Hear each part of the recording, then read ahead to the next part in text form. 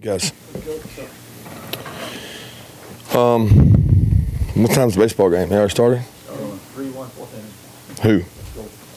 Y'all gonna try to get over there, I bet. I thought we had a good scrimmage. I was pleased with the effort and enthusiasm. As is always the case in scrimmages, one side will shine and then the other side will shine. So I thought defensively we started out really well. The two defense went against the one offense and at least held them to field goals there early, and then the one defense kind of dominated the two offense early. But then we start going ones-on-ones, and we had some really good competition between the defense and offense. I thought that the inconsistencies showed up sometimes in being able to sustain drives offensively and then explosive plays on defense. I mean, we gave up a couple explosives, and we don't need to do that to be a good defense. But I thought they executed hard. There were some good licks passed, physical, which is what my goal was just to have great effort and great mental and physical toughness, and I thought we did have that. I thought Camarda did some good things in the punt game. Rod hit his field goals that we asked him to make. Competitive situations in the red area, the offense did a good job with. I thought DeJuan did some good things with his feet. He was able to break contain and get out and move around, and he got better today. He's got some improving to do, but he got better today. And overall, I was pleased with the effort of the guys. With that, I'll open it up. Was there a wow moment? Was there a great play that you could point to share with us? Not really. I mean, Matt Landers had some drops and was frustrated with Matt, and then all of a sudden Matt made a couple really good plays. So, again, that's some of the inconsistencies we need to be consistent to get where we need to go. We're looking for wide receivers to step up, and he made a couple really good plays, but the average play you should make every day, he had a couple of those he didn't. So we need him to grow up for us to be a good offensive football team. We've got to have vertical outside threats. I think Tyler and JJ are playing well, but it's not going to be done just by them. So the Matt Landers, the Trey Blunts, the Kieris Jacksons, all those guys have really got to step up. D-Rob, they've got to step up to make us dangerous on offense. You talked about the Walker Grant thing we talked about last week, earlier this week, running back and tight end, kind of needing some bodies. Does that show up more in a scrimmage like that? Do you kind of notice it maybe a little bit more when you've got so much competition? Notice what? That you need them more? The thinness of those two positions. Probably shows up less in a scrimmage. I mean, scrimmage is just two offense and defense on the field. When we practice, typically we have two spot going on. We have one offense, one defense, two offense, two. There's just 44 people out there practicing. In a scrimmage, there's 22 people. So it shows up a little bit less in regards to being thin because you're not trying to do multiple drills at the same time. But yeah, he worked. He worked today at back, and he worked today at outside backer. He took reps at both. Are Stetson and Mathis, did they split the twos today? And what's the competition? It's competition. I mean, they didn't split the twos 50-50. Stetson got some, a little bit with the ones. He got some with the twos. DeJuan got some with the twos. DeJuan got most of the threes. So they got about the same number of reps, but not the exact same groups. With all those offensive positions, running back, tight end, wide receiver, knowing there are more people going to be here in the summer, how important is it for the guys who are here right now to make a strong impression on you while they have the stage to themselves? That's very important, but I think the question is, who are they? Because some of the guys at that position, I always say, if you start at 2 years, you got to get better, you got to grow, you got to learn new plays, maybe that Coach Coley's doing. But at the end of the day, I know Charlie Warner has played a lot of football here. I know DeAndre Swift has played a lot of football here. So they're going to practice, they're going to play, they're going to get better, they're going to compete. But it's not like they're trying to prove something. Where a guy's got to prove something is a guy that's got somebody coming in and he's not proven. So he has to take advantage of it, because we tell him in the fall, those reps when they become marginal are going to the new guy to find out what he can do. So you get plenty of opportunities if you're Matt Landers, Tommy Bush, Kieris Jackson, all those guys that are, and it's the same way at DB. We just don't have anybody else coming in at DB, but we're getting a ton of reps for guys that we want to find out where they are. Following up on the question on quarterbacks, with DeJuan Mathis, what are some of those areas where you would like to see him improve? And then also, like, going into a scrimmage type of setting, how is it as a coach to see that you have more depth there and see that play out than you did last year? Well, it's tough because anything I say is going to look like it's a negative for DeJuan. I mean, DeJuan straight out of high school. I mean, I have no expectation that he's going to come in here and conquer the verbiage and the words we have by scrimmage one. So, you know, Stetson even has the advantage of having been in the offense before. So I don't want anything I say. I mean, every quarterback we have has to get better. Every player we have has to get better. DeJuan has a lot of growth because he hasn't been here. He hasn't taken reps or he hasn't done the words. I was very pleased with where he was today. Now, y'all may take that and write that he's ready to start. I'm taking it that he is improved and he has a long way to go, but I'm pleased with where he is right now.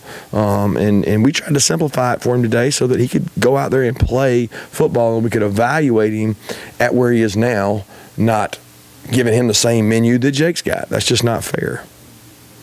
I mean, Johnson, he banged up a little bit. He got a sprained ankle. I mean, he sprained his ankle in I guess the last time I talked to y'all, whenever that was. So he was not able to practice, but he had a foot injury coming in from junior college, and he didn't get to practice kind of during the bowl practices, and then he kind of re-injured that during our practices. But we think he's going to be fine. I think he should be back in the next couple of days.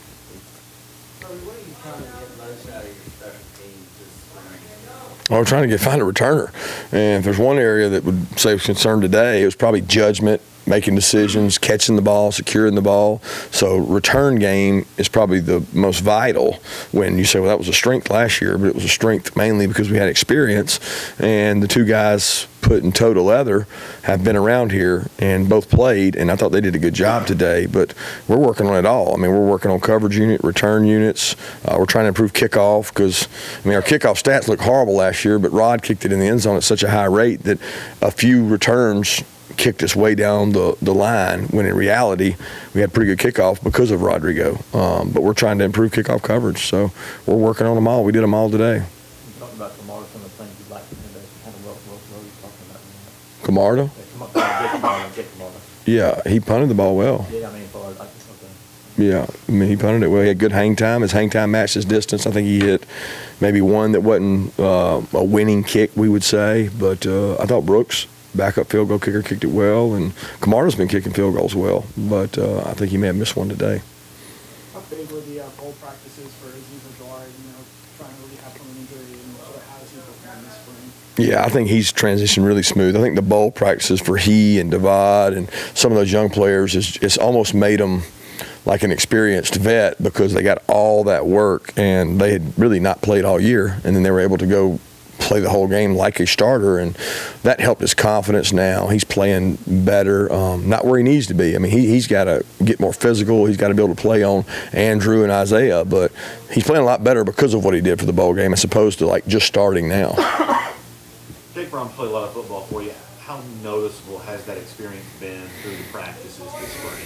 It's obvious. I mean, he understands things, and there's probably times that he has to be careful that he doesn't get bored because I know defensively he knows every call we got. He hears the call. He's already got his call. He knows what the next step is from getting their call and our call half the time. But that's part of growth, and that's part of him in kind of implementing his leadership to our offense to use the experience he has to say, you know what, we're not executing well. We went 3 and out against the 2 defense. Well, that's not who we are. And I think you see him assert himself more as he's gotten more and more comfortable with it. And he's done some good things with the ball. And you got to make good decisions with the ball, which he's done thus far. How have your backs been so far in the spring? Been good. I mean, we haven't done anything live till today, so today was their first chance. And early on in the scrimmage, there wasn't a lot of places to go. It was tough sledding out there because defense was playing really well. They were once again probably bigger weapons out of the backfield in the air than just run game. We had some nice runs, but to be honest with you, the most explosive plays by the backs came by, Brian Herring catching the ball out of the backfield and the linebacker bust. Boom, 30 yards. Swift catching a check down, make a guy miss. The things you guys have seen them do. It was not an overpowering run game like you might expect. Who, concerning the slot position, Terry, Nico, Akil as well. I know Kiaris has worked there. Are there any more of those outside guys kind of getting looks inside primarily? Yeah, D-Rob's worked in there, made some plays. Kiaris obviously has worked in there. Urban's worked in there. That's an area that moving forward after first scrimmage we're going to look at and say, what other pieces do we have of outside guys that could go inside to make sure we have a threat there? You know, Kieris made a couple plays today, but he left a couple on the table, you know, and that's where the consistency at receiver is what we need to be explosive. You brought up Don Blaylock in the past, and I also want to ask, is that kind of where he fits for you guys too, that is in y'all's mind? Well, we don't have him pigeonholed anywhere. We think Dom can play all three spots, slot and both outside. He's very bright. He's intelligent. He picks up things well. We think he's going to help in the return game, but it's not like we're sitting there going, he's a slot receiver. We think he can play all of them. Do you think you guys have any difference makers on the defensive line? Difference makers. I think Tyler Clark's a difference maker when he wants to be, when he's playing really hard and playing quick. In a very unique way, Jordan Davis is a difference maker. I mean, he's not explosive and quick, but he's a mountain of a man, and he's hard to move. And in the SEC, you need a guy like that. Are you saying an elite three technique, you know, guy that's quick and twitchy? We don't have that right now. No, we're certainly trying to recruit it, but we got some edge guys. And when you count the defensive line, you know, you sometimes count the defensive ends. I thought Nolan played with a high motor today and played really explosive. He's got to get more physical in the run game, but he certainly plays hard, and you know he's out there because he covers down and makes plays. High expectations of the offensive line. How did you think that defensive line held up in the scrimmage against that group today? It was hit or miss. I mean, again, I started out with probably disappointing at the beginning, and the defense was playing with more of a chip on the shoulder, and then as the scrimmage progressed into the third down in the red area and a lot of the other situations, the offense asserted itself, especially in the red area. So it can't be that inconsistent for the expectations of what we want our offense to be physicality-wise. We've got to be more consistent doing it, but at times they did do it. James Cook able to give you what more this time? You talked about Yeah, he carried it. I mean, all those backs kind of shared the load. They all had 9 or 10 carries apiece. Will Cox and Deal be practicing this week coming up? It seems like we didn't see them out there. They discipline us. Yeah, I don't know if they're going to be out there or not. It's going to depend on how well they do their discipline. Is it tough to be happy after scrimmages in spring? I don't know if it's tough to be happy. I mean, I think it's never as good as it seems, never bad as it seems. And I heard that a long time ago, and you leave the scrimmage thinking, man, that was a great scrimmage. And then you go watch it, and you're like, oh, we got a long way to go. And then when you walk off the field feeling like you're terrible and that you're not very good, you watch it, and it was better than you thought. So I try not to get on the whole emotional roller coaster of it. We're going to watch the tape. We're going to evaluate it. We're going to move some guys around. We're going to try to get the best 11 players every situation we can get. We're going to try to grow our young players. We got some young players that don't know what to do, and that's not their fault. That we've got to get them ready to play. So I don't feel any type of way coming out of it. We had a couple of last couple of years, pretty high level of buzz, for lack of a better word, about the G-Day game. Do you feel like there's this similar excitement or anything special that build up for that game?